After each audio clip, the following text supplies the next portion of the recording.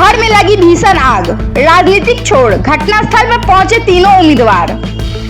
कल देर रात बाली के राधानाथ बनर्जी लैन में लगी भीषण आग ने पूरे इलाके को दहला दिया।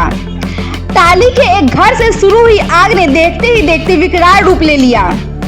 दमकल के पहुंचने से पहले ही स्थानीय लोगों और युवाओं ने हिम्मत दिखाते हुए आग बुझाने की कोशिश शुरू कर दी।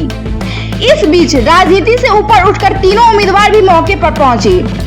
तृणमूल के कैलाश मिश्रा ने जान की परवाह किए बिना धुएं से भरे घर में घुसकर राहत कार्य में हिस्सा लिया। वहीं बीजेपी के संजय सिंह और सीपीएम के शंकर मैत्रा ने भी पीड़ितों के साथ खड़े होकर मदद की। गनीमत रही कि इस हादसे में कोई हताहत नहीं हुआ, लेकिन इस घटना ने एक बात साफ कर दी, मुसीबत के समय इंसानियत ही सबसे बड़ी पहचान होती है।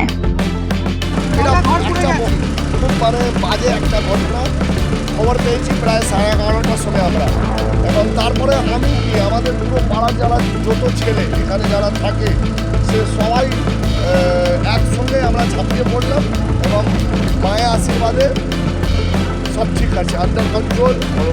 কোনো বড় দুর্ঘটনা হয়নি, কোনো মানুষের ক্ষতি হয়নি। হ্যাঁ, নিশ্চিতভাবে গরিবদের একটু বাড়ির ক্ষতি হয়েছে, আগুন পুরো পুরো ছাই হয়ে গেছে, জিনিসপত্র নেই, তার পাশে থাকতে হবে আমাদের। এবং আর একটা জিনিস, এই যে পুকুর দেখছেন, এই পুকুর কিন্তু না থাকলে এই বাসটি আমরা বাঁচাতে পারতাম। আমাদেরই কার্যকর্তার নিজস্ব আত্মীয়র বাড়িতে এটা হয়েছে, নিজের ভাইয়ের। এইবার অনেক মাল তাদের পুড়ে গেছে, কিছু ক্যাশ টাকা ছিল, একটা দুর্ঘটনা। এইবার আমরাও এখানে এসছি, এখন তো আগুন পুরোটাই নিভে গেছে। দমকল এখানে প্রায় 40 থেকে 45 মিনিটে পরে এসছে, কিন্তু সাধারণ মানুষ অনেকটাই হেল্প করার চেষ্টা করেছে সব।